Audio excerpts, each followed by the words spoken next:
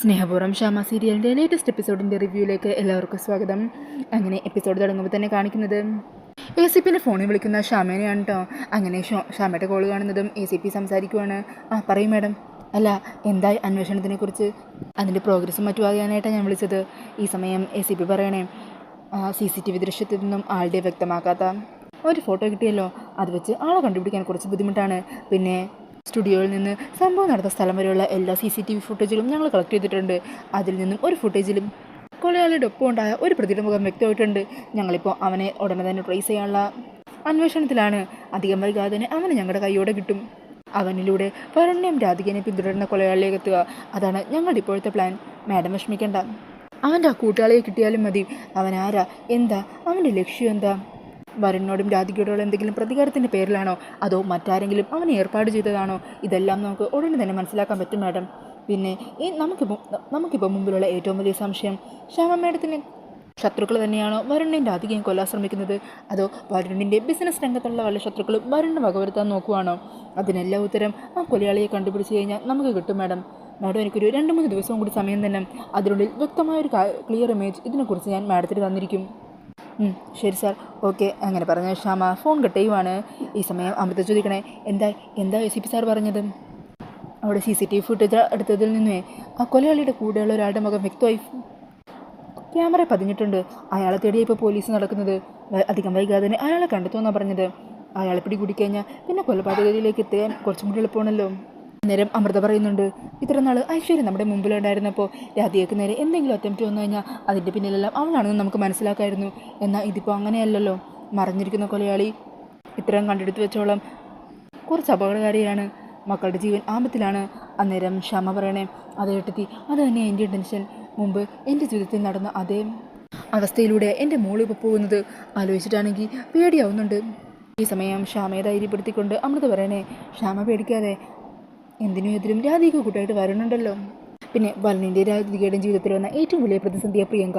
അതിനെ അവർ രണ്ടാളും കൂടി ഒരു മനസ്സോടെ നേരിട്ടല്ലേ. പിന്നെയാണ് ഇങ്ങനെയുള്ള ഇത്തരം ചെറിയ ചെറിയ പ്രതിസന്ധികൾ, അതിനെ അവർ അതിജീവിക്കും ശ്യാമേ. ഈ സമയം ശ്യാമ പറയുന്നുണ്ട്, ഏട്ടത്തി പറയുന്നത് ശരിയാ, പക്ഷേ അഖിൽ സാറ് എൻ്റെ കൺമുമ്പിൽ വെച്ച് കുത്തിയിട്ട് മരിച്ചപ്പോൾ ആ കാര്യം ഇടയ്ക്കിടയ്ക്ക് എൻ്റെ മനസ്സിലേക്ക് ഓർമ്മ വരും. അത് ഓർത്തു കഴിഞ്ഞാൽ പിന്നെ എൻ്റെ മനസ്സിലുള്ള എല്ലാ ധൈര്യവും ചോർന്നു പോകും. അങ്ങനെ പറഞ്ഞ് സങ്കടപ്പെട്ടിരിക്കുകയാണ് കേട്ടോ ശ്യാമ. പിന്നീട് കാണിക്കുന്നത് പ്രിയങ്കേനെ താഴെ എഴുതിയിട്ട് മുത്തശ്ശി മഞ്ഞളൊക്കെ എടുത്ത് വെക്കുവാണ്. അന്നേരം പ്രിയങ്ക ചോദിക്കണേ, എന്തിനാ മുത്തശ്ശി ഇതൊക്കെ? അതൊക്കെ പറയാടി, ഈ ഗർഭിണികൾക്ക് ഇതുപോലെ പല പല ചടങ്ങുകളും ചെയ്യേണ്ട കാര്യങ്ങളൊക്കെ ഉണ്ട്. നിൻ്റെ കാര്യത്തിൽ ഇവിടെയുള്ള ആരും അത് ചെയ്യാൻ പോകുന്നില്ലല്ലോ. അപ്പം ഞാൻ തന്നെ മുൻകൈ എടുത്ത് ഇവിടെയുള്ളവരെ കൊണ്ട് അതൊക്കെ ചെയ്യിക്കണ്ടേ? നീ കൈയൊക്കെ നീട്ടിക്ക്, എന്നിട്ട് ആരെങ്കിലും വന്നതിനോട് പറയണം. അങ്ങനെ പറഞ്ഞ് പ്രിയങ്കയുടെ കയ്യിലൊക്കെ കുറച്ച് മഞ്ഞളൊക്കെ തേച്ചുകൊണ്ടിരിക്കുന്നുണ്ടോ മുത്തശ്ശി. ഈ സമയം ഇത് കണ്ട കൽപ്പന മുറുവശം അങ്ങോട്ടേക്ക് ഒരിക്കും. അല്ല, ഇതെന്തായി ചെയ്യുന്നത്? അന്നേരം മുത്തശ്ശി പറയണേ, അതെ, ഗർഭിണിയായ പെൺകുട്ടികൾക്ക് ഇതുപോലെ ഈ മാസത്തിൽ ഇങ്ങനെ മഞ്ഞൾ തേപ്പിച്ച് കൊടുക്കുന്ന ചടങ്ങൊക്കെ ഉണ്ട്. അതെങ്ങനെ ഇവിടെയുള്ളവർക്കെങ്കിലും അങ്ങനെ വല്ല താല്പര്യമുണ്ടോ? എല്ലാവരും മരണിൻ്റെ ഒപ്പമല്ലേ. ഇവൾക്കിവിടെ എന്തെങ്കിലും പരിഗണന കിട്ടിയിട്ടുണ്ടോ? മറ്റാരും ചെയ്തില്ലെങ്കിലും എൻ്റെ കൊച്ചിന് വേണ്ടി ഞാനെങ്കിലും ഇതൊക്കെ ചെയ്യണ്ടേ? അന്നേരം കൽപ്പന പറയണേ, മുത്തശ്ശി ഈ കാര്യമൊന്നും ഞങ്ങളോട് പറയാഞ്ഞത്, ഞങ്ങളും കൂടി ചെയ്യാലോ. അങ്ങനെ പറഞ്ഞ് അവർ മഞ്ഞളെടുക്കാൻ തുടങ്ങുമ്പോഴായിരിക്കോട്ടോ പത്മിനി അതുവഴി വരുന്നത് കാണുന്നത്. അയ്യോ, ദേ അമ്മ വരുന്നു എന്ന് കൽപ്പന പറയുവാണ് കേട്ടോ. അത് കേട്ട് മുത്തശ്ശി പറയണേ, അങ്ങനെയാണെങ്കിൽ നിങ്ങൾ അങ്ങോട്ട് മാറിയിരിക്കുക. ശരിക്കും മരുമകൾക്ക് വേണ്ടി ഈ ചടങ്ങ് ചെയ്യേണ്ടത് അമ്മായിയമ്മയാണ്. പത്മിനിയെ കൊണ്ട് തന്നെ ഞാൻ ഈ മഞ്ഞൾ പ്രിയങ്കമ്മയുടെ കയ്യിൽ തേപ്പിച്ചിരിക്കും, നിങ്ങൾ കണ്ടോ. അങ്ങനെ അവർ രണ്ടാളും അവിടെ നിന്ന് കുറച്ച് മറിഞ്ഞു നിൽക്കുവാണ്. ഈ സമയം പത്മിനി അങ്ങോട്ടേക്ക് വന്നിട്ട് ചോദിക്കണേ, അല്ല, നിങ്ങൾ എന്തായി കാണിക്കുന്നത്? അന്നേരം സുകുമാരി പറയണേ, അല്ല പത്മിനി, പ്രിയങ്കമ്മൾക്ക് ദേഹം വല്ലാത്ത ചൊറിച്ചിൽ, അപ്പോൾ ഈ മഞ്ഞളൊന്ന് തേച്ച് കൊടുക്കാമെന്ന് വിചാരിച്ചു.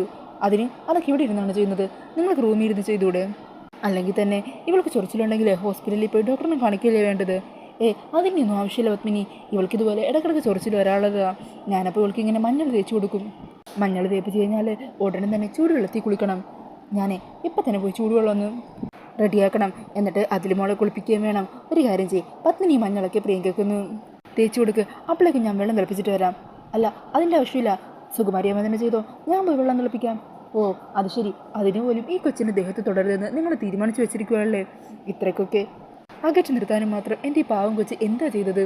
ഒന്നുമില്ലെങ്കിലും നിങ്ങളുടെ മകൻ്റെ കൊച്ചല്ലേ എൻ്റെ മോളുടെ വയറ്റിലുള്ളത്. അതിൻ്റെ അല്പം പരിഗണനെങ്കിലും കാണിച്ചൂടെ? സത്യം പറഞ്ഞാൽ ഗർഭിണിയായ പെൺകുട്ടികൾക്ക് എന്തൊക്കെ ചടങ്ങുണ്ട്, അതിലെന്തെങ്കിലും നിങ്ങൾ ചെയ്തിട്ടുണ്ടോ?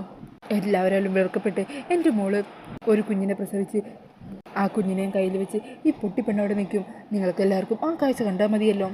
അങ്ങനെയൊക്കെ പറഞ്ഞ് ഓരോ കാര്യങ്ങളൊക്കെ പറഞ്ഞ് പത്മിനിയുടെ സിമ്പതി പിടിച്ചു തരാൻ ശ്രമിക്കുവാണ്. അതൊക്കെ കേട്ടിട്ട് പത്മിനി പറയണേ, ഓ ശരി ശരി, നിങ്ങളിനി കൂടുതലൊന്നും പറയണ്ട, ഇനി താ, ഞാൻ തന്നെ തേപ്പിച്ച് കൊടുത്തോളാം. അങ്ങനെ പത്മിനി തന്നെ ആ മഞ്ഞളൊക്കെ പ്രിയങ്കയുടെ കയ്യിലും മറ്റും ഇട്ട് കൊടുക്കുവാണ്. ഈ സമയം ഇതെല്ലാം കണ്ട് സന്തോഷത്തോടെ സുകുമാരി അമ്മ അവിടെ നിന്നും പോകുവാണ് കേട്ടോ.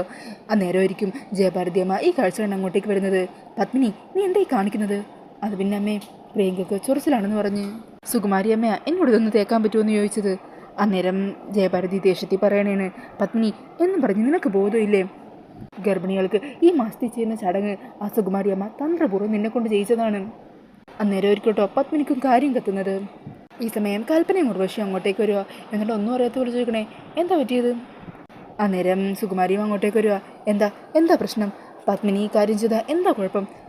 ഒന്നുമില്ലെങ്കിൽ ഇവിടെ വയറ്റിക്കിടന്ന് നിന്ന് ഈ വീട്ടിലെ കുഞ്ഞാണ്. നിങ്ങൾക്കാർക്കും അതിലൊരു ഉത്തരവാദിത്വവും ബോധവും ഇല്ലെങ്കിലും എനിക്കങ്ങനെയല്ലല്ലോ. എൻ്റെ മോൾക്ക് നടത്തേണ്ട സമയത്ത് നടത്തേണ്ട ചടങ്ങുകൾ ഏത് വിധേനയും നടത്തിയെടുക്കാനേ ഈ സുകുമാരിക്കറിയാം. അത് കേൾക്കുന്നതും പത്മിനി ദേഷ്യപ്പെടണേണ്. ഓ അത് ശരി, അപ്പം നിങ്ങൾ എന്നെ ഓരോന്നൊക്കെ പറഞ്ഞ് പറ്റിക്കുമായിരുന്നല്ലേ?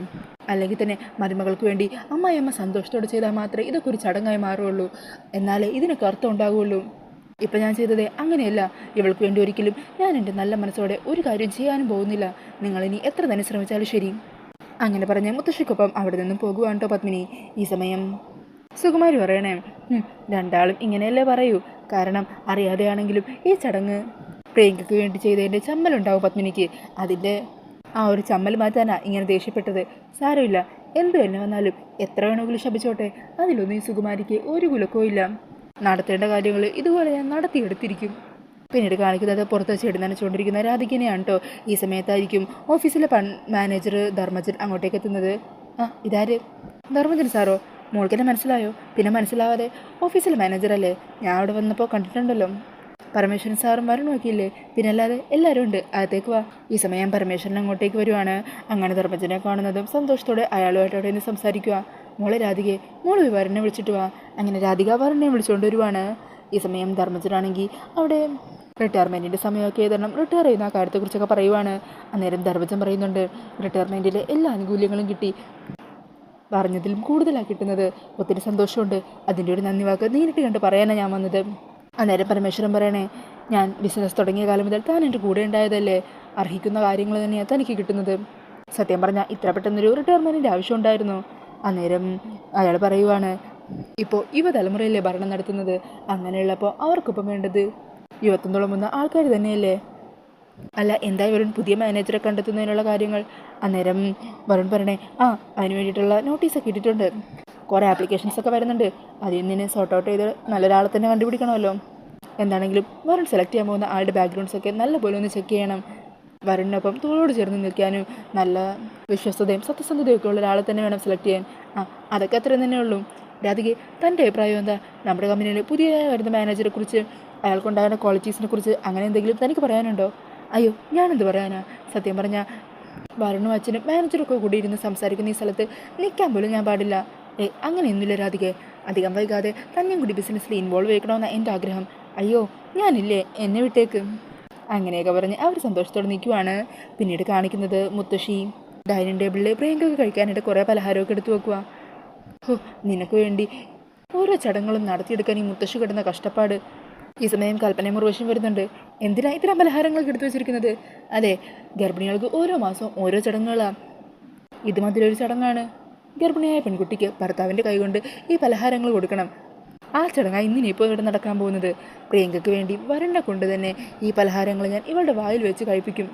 അന്നേരം കൽപ്പന വരണേ, പിന്നെ വരൻ ഇവൾക്ക് പലഹാരം കൊടുക്കാനോ? നടന്നത് തന്നെ, മുത്തശ്ശി അത് നോക്കിയിരിക്കത്തേ ഉള്ളൂ. നടക്കുവേണ്ടി നടത്തിയെടുത്തിരിക്കും ഞാൻ. നിങ്ങൾ കണ്ടോ?